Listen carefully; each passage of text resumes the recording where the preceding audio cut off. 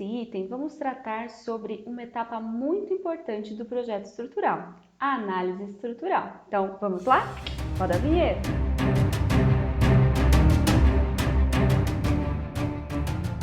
Então, pessoal, como nós vimos aí nos vídeos anteriores, o projeto estrutural tem uma série de etapas, E eu coloquei aí como a etapa 2, a etapa intitulada Projeto. E aí tem a parte de avaliação das ações, que nós conversamos um pouquinho no vídeo anterior, falamos sobre as ações e sobre as combinações de ações, que dão origem aos carregamentos, que eu vou colocar na estrutura para analisá-la. Na sequência vem o quê? Vem a análise estrutural, e ela é muito importante para a gente. Por quê? Porque é através dela que eu vou descobrir os esforços solicitantes, e também deslocamentos, e poder fazer as verificações do estado limite de serviço e o dimensionamento no estado limite último. Então, vamos agora falar mais detalhadamente sobre a análise estrutural. Bom, qual é o objetivo da análise estrutural? O objetivo é reproduzir o comportamento real da estrutura, a fim de conhecer as deformações, deslocamentos, tensões e esforços em seus elementos constituintes, além das reações ou efeitos nos seus apoios ou em outras estruturas adjacentes. Então, esse é o nosso principal objetivo. Antes de falar da análise estrutural em si, vamos entender um pouco do comportamento estrutural. Então, vamos ver o que acontece na estrutura. Quem resiste a quê? Bom, então vamos imaginar um edifício usual de concreto, Que eu tenho aí os elementos estruturais que compõem o sistema estrutural, as vigas, os pilares e as lajes. Então, olha aqui nesse desenho, eu tenho um pavimento bastante simples. Então, vamos ver o que acontece. A laje de concreto, ela vai suportar seu peso próprio, o peso dos revestimentos e cargas acidentais que forem consideradas no projeto estrutural. Bom, esta laje, ela vai descarregar, nas vigas. Então, as vigas são apoios para a laje. Então, as vigas vão receber as reações da laje e, somando ao peso próprio dessas, elas vão fornecer essa carga para os pilares. Então, as vigas se apoiam nos pilares e transferem para ele as suas reações de apoio. Bom, aí os pilares recebem todas essas cargas, somando a seu peso próprio, transmitem essas cargas para a fundação. Finalmente, a fundação recebe todas as cargas, soma seu peso próprio e transmite as forças ao solo. Então, pessoal, com isso a gente entende um pouco como que é o comportamento aí da estrutura, Como que é a descida de cargas, e agora nós vamos falar de análise estrutural em si. Para isso, nós vamos passar aqui por alguns tópicos. Vamos falar inicialmente sobre o modelo estrutural. Na sequência, falaremos sobre os tipos de análises estruturais. Modelo estrutural. A interpretação e análise do comportamento real de uma estrutura é bastante complexa. Dessa forma, são feitas simplificações para criar um modelo estrutural capaz de representar o comportamento da estrutura. O engenheiro estrutural não analisa a estrutura real, mas uma versão idealizada que constitui o modelo estrutural, também chamado de modelo matemático. Esse modelo engloba todas as idealizações e aproximações adotadas pelo engenheiro e se expressa por meio de um conjunto de relações matemáticas. Bom, então eu estou mostrando aqui para vocês, um edifício real, Ele é simulado por um modelo estrutural adequado. Esse modelo, mecânico ou modelo matemático, modelo estrutural, várias maneiras de se referir a ele engloba então todas essas idealizações. Quais são elas? o arranjo estrutural, a idealização do comportamento dos elementos estruturais. Então, esses elementos estruturais, eles vão se comportar de que forma? Ó, por exemplo, pode estar presente todos os esforços solicitantes no elemento, porém muitas vezes o dimensionamento é feito considerando os esforços predominantes, tá? Outra simplificação diz respeito à idealização dos materiais. Nós falamos um pouco disso na aula sobre propriedades dos materiais, né? Nós podemos considerar, portanto, né, um diagrama tensão-deformação real ou um convencional, tá? Temos também idealizações com relações às ações, né? Podemos ter ações que elas variam um pouco com o tempo, mas a gente consegue considerá-las como estáticas, né? Entre muitas outras simplificações nas ações, tá? Com relação aos vínculos, nós também teremos idealizações. Nós podemos idealizar aí os vínculos como sendo ligações rígidas, flexíveis ou semi-rígidas, tá? Então, isso são simplificações e idealizações que são colocadas no modelo estrutural. Uma vez que eu coloco, né, idealizações, eu vou ter aproximações, o que, né, justifica o fato da gente ter coeficientes de segurança. Bom, como a estrutura completa ela é bastante complexa, né, é importante considerar que para montar esses modelos matemáticos, né, na análise de construções de concreto armado, é preciso utilizar a técnica de discretização, que consiste em desmembrar a estrutura em elementos conhecidos e de fácil estudo. Então, ó, vou apresentar aqui para vocês um exemplo de discretização para aquela primeira estrutura que a gente falou no começo da aula, né? Aquele pequeno pavimento. Então, o que nós temos aqui, ó? Temos vigas isoladas, pilares isolados e a laje também isolada, apoiada nas 4 vigas de borda. Essa é uma possibilidade. Será que só existe essa possibilidade? Bom, existem inúmeros modelos estruturais que podem ser empregados na análise de edifícios de concreto armado, alguns mais simples, outros mais complexos.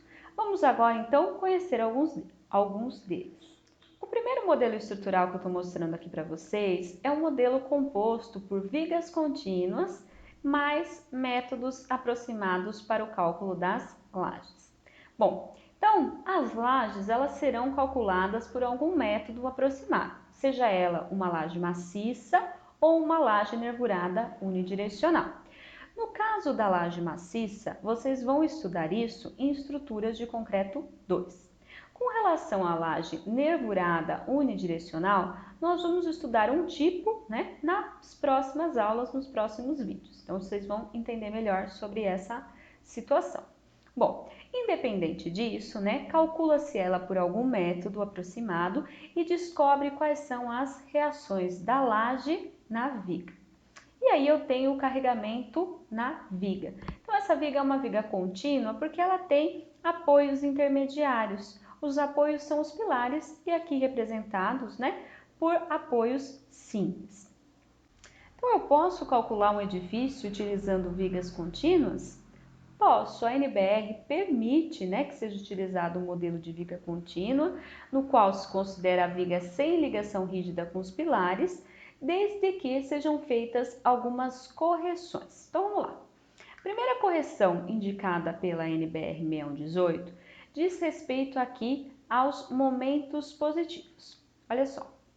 Não podem ser considerados momentos positivos menores que os que seriam obtidos se houvesse engastamento perfeito da viga nos apoios intermediários. Então, observa aqui na figura, ó. Fazendo a análise estrutural desta viga contínua, obtivemos o resultado aí de um momento positivo com o valor de 0,3 kNm. Porém, se for considerado um engastamento perfeito no apoio intermediário, o momento positivo resulta em 0,7 kNm. Então, segundo as recomendações normativas, deve-se considerar o maior entre esses dois valores. A segunda recomendação da norma diz respeito agora aos momentos negativos. Olha só. Quando a viga for solidária com o pilar intermediário e a largura do apoio, medida na direção do eixo da viga, for maior que a quarta parte da altura do pilar, não pode ser considerado o momento negativo de valor absoluto menor do que o de engastamento perfeito neste apoio. Então, observem esta figura. Estou apresentando para vocês o diagrama de momento fletor de uma viga contínua, cujos pilares intermediários possuem largura superior à quarta parte da altura do pilar. Tá? O momento fletor negativo, obtido no segundo apoio, em destaque na figura, tem o valor de 2,5 kNm. Caso a gente substitua essa vinculação de segundo gênero, substitua esse apoio simples por um engaste, nós vamos obter um valor de momento nessa posição igual a 3,3 kNm. Então, segundo a NBR 6118, deve-se considerar o maior entre esses dois valores.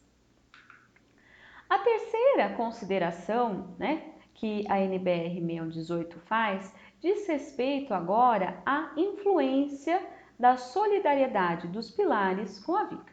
Então, vamos lá.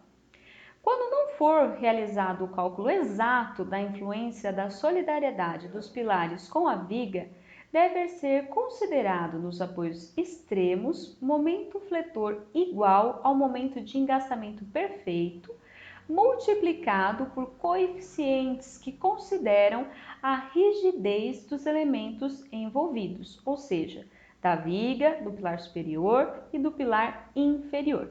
Nestas equações, nessas expressões aqui, eu estou mostrando como calcular estes coeficientes. Percebam então que esses coeficientes dependem, tanto da viga como dos pilares superior e inferior.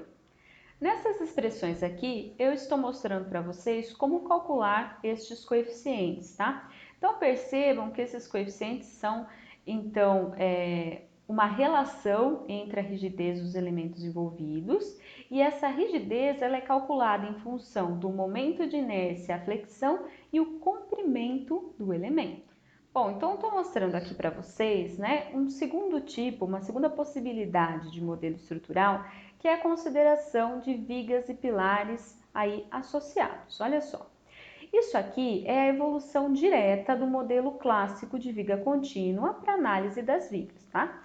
Nesse caso, metade do comprimento dos pilares inferiores e metade do comprimento dos pilares superiores é modelado juntamente com as vigas.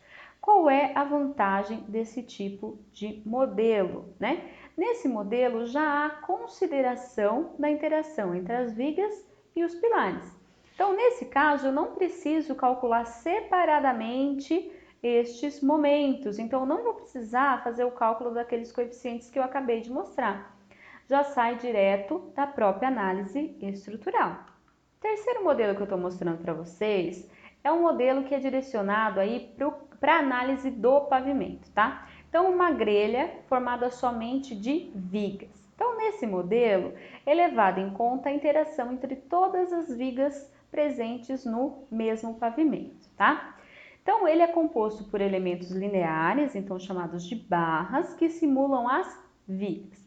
Essas barras são dispostas no plano horizontal da laje, e estão submetidas a cargas perpendiculares, então cargas verticais, oriundas da transferência das lajes, para as vigas. Então, a reação de apoio das lajes nas vigas. Os pilares são considerados por apoio simples e as lajes são consideradas, por algum modelo aproximado à parte. Não calcula junto, calcula à parte. O quarto modelo aqui é o modelo de grelha de vigas e laje. Então, aqui também chamado de analogia de grelha. Vocês vão ouvir falar disso também em estruturas de concreto 2, tá? Esse modelo de grelha é um modelo relativamente simples também, utilizado para o cálculo de esforços e de deslocamentos em pavimentos de edifício. Nesse modelo, são utilizados também elementos lineares para simular agora tanto as vigas como as lajes. O que acontece? Eu substituo o painel de laje por uma malha equivalente de barras, tá? Que a gente chama de grelha equivalente. Isto é, são barras dispostas na direção principal e secundária da laje, certo?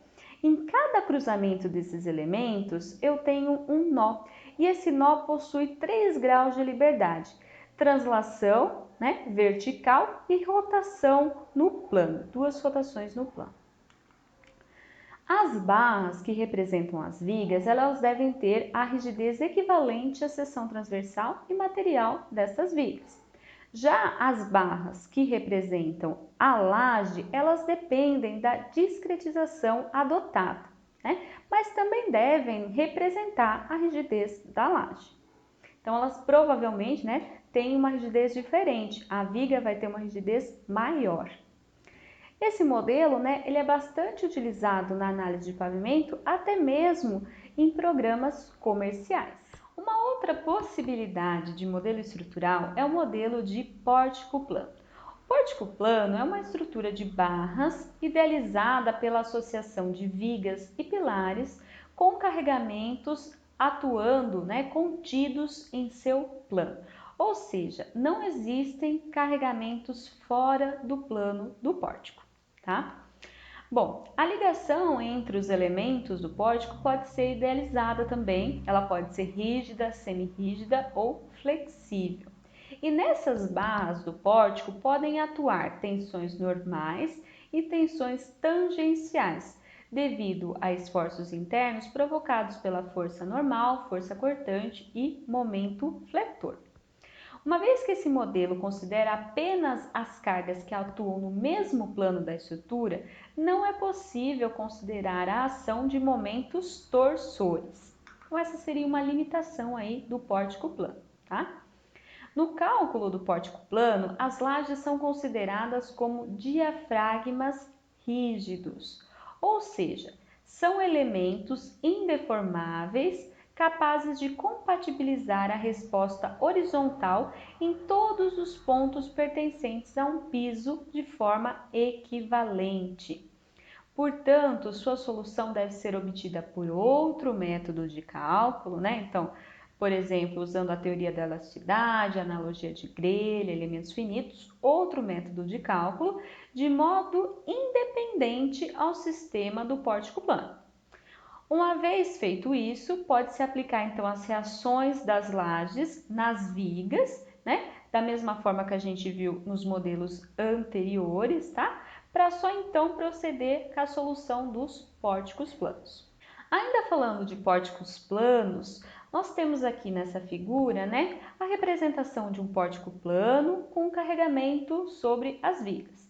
Lembrando que esse carregamento é proveniente da reação das lajes nas vigas. O que mais que eu estou mostrando nessa figura? Estou mostrando também o diagrama de força normal e de momento fletor. O que eu observo? Por exemplo, nos pilares. Nos pilares, nós temos tanto força normal de compressão como momento fletor. Ou seja, os pilares aí, os da extremidade que eu estou falando, eles estão submetidos a flexo-compressão. Já nas vigas, né, elas estão predominantemente submetidas à flexão simples. A última possibilidade que eu estou mostrando para vocês sobre modelos estruturais é o pórtico tridimensional, né, também chamado de pórtico espacial. Então, eles são idealizações de estruturas de barras, né, distribuídas no espaço, geralmente formando aí esses quadrados fechados, que podem receber agora carregamento em qualquer direção, tá? Então, trata-se de um modelo mais completo, que representa de forma mais fiel a estrutura real. Por meio dele, determinam-se momentos fletores e torsores, força cortante e força normal em todos os elementos.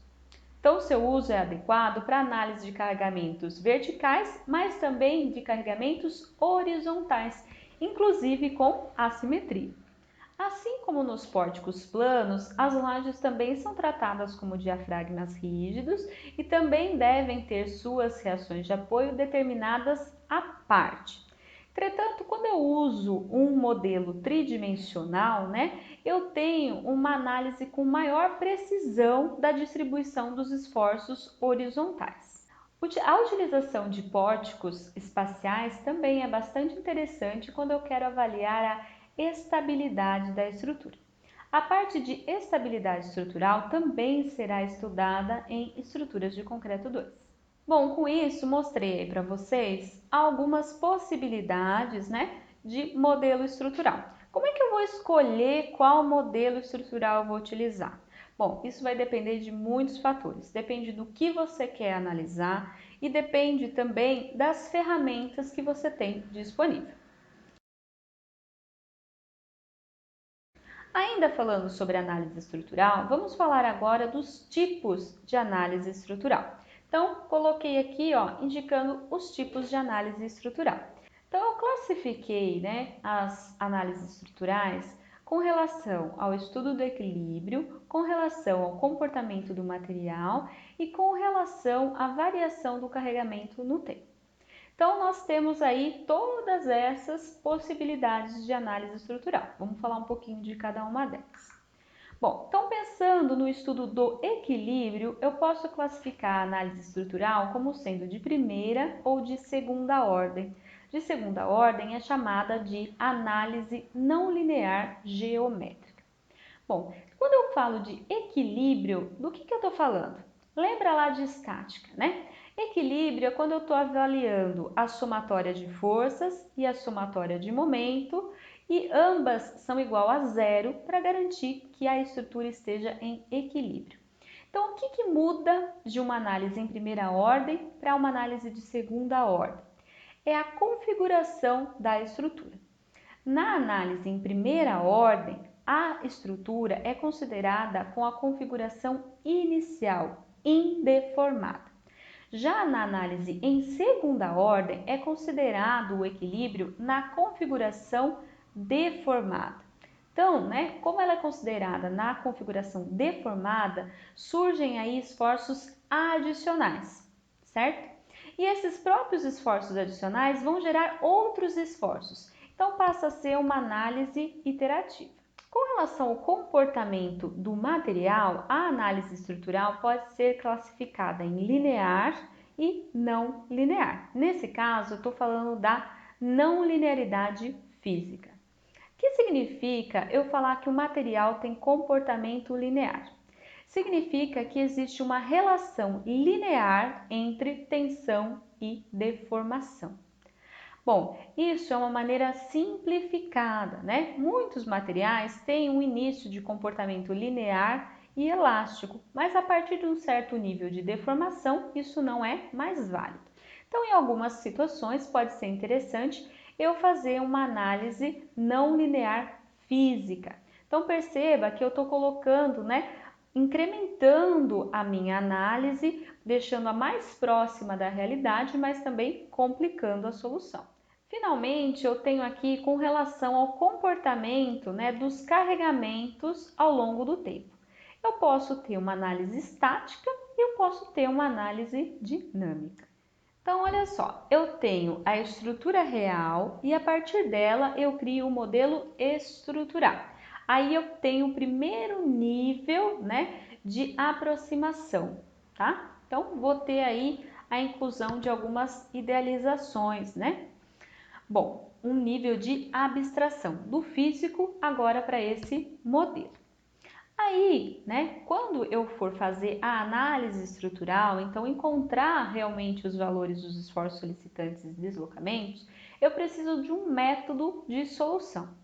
Eu posso ter um método analítico, mas posso ter um método também numérico. Esse é o segundo nível de aproximação, tá? Como métodos numéricos aí, podemos citar, por exemplo, o método das diferenças finitas, o método dos elementos finitos, que é muito conhecido aí, vocês já devem ter ouvido falar. Podemos falar também do método de resíduos ponderados, entre outros vários métodos numéricos. Esses métodos são métodos de solução. Então, lembra que eu falei que o modelo estrutural é um modelo matemático? Eu preciso resolver ele. De que modo que eu vou resolver? Posso resolver de um modo analítico ou utilizando métodos numéricos. Com base no que a gente acabou de conversar, vamos fazer um exemplo. Então, vamos considerar aqui esta planta arquitetônica que representa um pavimento. É um pavimento bastante simples, né? Eu tenho uma sala, uma antessala e um banheiro. Bom, o que a gente viu nas aulas passadas? Bom, a partir da planta arquitetônica, eu faço a concepção estrutural, que é o quê? É o fazer a locação dos pilares, das vigas e das lajes. Então, estou mostrando aqui para vocês como que ficou o meu lançamento estrutural. Fiz de uma maneira bastante simples também, ó. Em todas as posições onde tinha parede, tem vigas, então não vai ter nenhuma parede apoiada diretamente sobre a laje. E eu tenho pilares nos 4 cantos externos e pilares intermediários na viga V4 e V6. Bom, esse aí foi o lançamento estrutural que eu fiz, bastante simples. Então, olha só, quais são as possibilidades de modelo estrutural para eu analisar este pavimento? Então, vamos aí para o nosso primeiro nível de aproximação. Então, possibilidade 1 de modelo estrutural que a gente conversou são pilares e vigas isolados. Então, olha aqui na figura como ficou, ó, todas as vigas isoladas e os pilares também considerados isolados. Nas vigas, os pilares são representados por apoios simples. Percebam ali, ó, que a viga V5, ela se apoia na viga V2 e na viga V3. Então, nessas duas vigas vão ter cargas concentradas provenientes da viga V5. E como que eu obtive esse carregamento distribuído nessas vigas? Esse carregamento, ele, né, proveniente da reação das lajes nas vigas, mais o peso próprio da viga, o peso próprio de uma eventual parede que exista em cima dessa viga. Uma segunda possibilidade aí para a gente calcular este pavimento é eu fazer aí o modelo, né, de grelha de vigas, somente grelha de vigas. Então perceba que eu calculei a laje por um modelo separado, encontrei a reação de apoio da laje na viga e é ela que está aí, ó, sendo indicada, né, somada com o peso próprio da viga. Os pilares, nesse caso, são representados por apoio simples. Podemos também considerar um pórtico plano, que eu estou mostrando aqui para vocês, ou um pórtico espacial, né? Que daí fica um modelo mais completo. Né? No pórtico plano, eu só posso considerar forças contidas no plano deste pórtico, e no pórtico espacial, eu posso considerar aí forças, né, em qualquer direção. Percebam que nos outros modelos não tinha como avaliar forças horizontais. Com o pórtico plano ou espacial, eu posso avaliar o efeito dessas forças horizontais, como é a ação do vento, né? Bom, com os atuais recursos computacionais, né, é viável realizar análises tridimensionais, por exemplo, utilizando como método de solução o método dos elementos finitos e considerar simultaneamente cargas verticais e horizontais. E dessa forma, né, está incluso também efeitos de não linearidade geométrica e não linearidade física. Aqui, toda a estrutura contribui para resistir aos esforços provocados pela carga horizontal, tá? Então, fica um modelo mais completo, né? A consideração da contribuição espacial da estrutura do edifício permite que a gente construa estruturas mais seguras e mais econômicas. Por outro lado, eu tenho mais trabalho na determinação dos esforços solicitantes por ser uma estrutura altamente hiperestática. Pessoal, falando sobre mapas mentais, né, já comentei isso com vocês, né, eles são bem interessantes para a gente conseguir organizar as ideias e fazer um resumo do que foi falado. Estou apresentando para vocês agora um mapa mental, cujo aí o tema central é a análise estrutural. Então, né, vocês podem olhar aí que eu dividi em 4 tópicos, falando dos objetivos, dos tipos de modelo estrutural, dos tipos de análise estrutural e dos métodos de solução, tá? Então fica aí como um resumo de tudo que a gente falou nessa aula. Então, pessoal, é isso. Muito obrigado pela atenção. Concluímos mais uma unidade e vamos dar prosseguimento ao nosso projeto didático. Então, vejo vocês no próximo vídeo. Tchau, tchau!